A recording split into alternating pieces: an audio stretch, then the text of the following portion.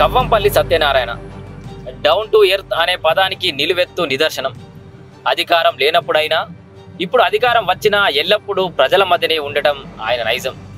సాధారణ కార్యకర్తల ఇళ్లలో ఎలాంటి ఆపద వచ్చినా మరే కార్యక్రమం అయినా అక్కడ వాలిపోతారు ఆయన. తాజాగా సిద్దిపేట జిల్లా బెజ్జంకి మండలం చీలాపూర్ గ్రామంలో చీలాపూర్ గ్రామ దివంగత సర్పంచ్ శానకొండ భాస్కరాచారి గారి 29వ వర్ధంతి సందర్భంగా గ్రామంలో ఆయన కుమారులు శ్రావణ్, శరత్లు ఏర్పాటు చేసిన కార్యక్రమానికి ముఖ్య అతిథిగా విచ్చేసి శానకొండ భాస్కరాచారి గారి చిత్రపటానికి పూలదండలు వేసి నివాళులర్పించారు.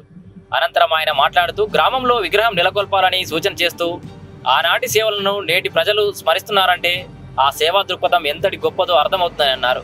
ఈ కార్యక్రమంలో డీసీపీ ఉపాధ్యక్షులు సుజిత్, మండల అధ్యక్షులు రత్నాకర్ రెడ్డి, మాజీ మండల అధ్యక్షుడు చెప్పాల శ్రీనివాస్ గౌడ్, ఎస్సీసీఎల్ సిద్దిపేట జిల్లా ఉపాధ్యక్షులు మైలా ప్రభాకర్, కిసాన్ సెల్ అధ్యక్షుడు రెడ్డ మల్లేశం, బీసీసీఎల్ అధ్యక్షుడు గూడెల శ్రీకాంత్, మండల ఉపాధ్యక్షులు ముక్కెర కొమరయ్య, ఎస్సీసీఎల్ కొంకటి రాములు, సిద్దిపేట జిల్లా యువజన కాంగ్రెస్ ప్రధాన కార్యదర్శి అజ్జు యాదవ్, మానకొండూరు నియోజకవర్గ యూత్ కాంగ్రెస్ అధ్యక్షులు అంతగిరి వినయ్ కుమార్, యూత్ కాంగ్రెస్ అధ్యక్షులు మాంకాలి ప్రవీణ్, మచ్చ కుమార్, గ్రామ ప్రజలు పలువురు పాల్గొన్నారు. ఆయన మిత్రులు, కుటుంబ సభ్యులు, నాతో పాటు వేదికపై ఉన్నటువంటి మాజీ ఎంపీటీసీ నరేందర్ రెడ్డి గారు, మండల అధ్యక్షులు రత్నాకర్ రెడ్డి గారు, మా జిల్లా ఉపాధ్యక్షులు సుజిత్ కుమార్ గారు, మాజీ మండల అధ్యక్షులు చెప్పాల శ్రీనివాస్ గారు, అదేవిధంగా శ్రీకాంత్ గారు, రొడ్డ మల్లేశం గారు, కుమరయ్య గారు, యూత్ సెక్రటరీ పూలి కృష్ణ గారు, అంతగిరి వినయ్ కుమార్ గారు, పరిపూర్ణాచారి గారు, రాములు గారు, శరత్, శ్రవణ్ మంచి వ్యాఖ్యానంతో పాటు విషయాలను చెప్తున్నటువంటి మా చాలా సంతోషించదగ్గ విషయం వాళ్ళు రిటైర్ అయిన కృష్ణారెడ్డి గారు, రాజగోపాలాచారి గారు అందరికీ కూడా ఈ వర్ధంతికి వచ్చేసిన అందరికీ కూడా నేను నమస్కారాలు తెలియజేస్తూ మరి ముఖ్యంగా భాస్కరాచారికి ఘన నివాళులు అర్పిస్తా ఉన్నాను.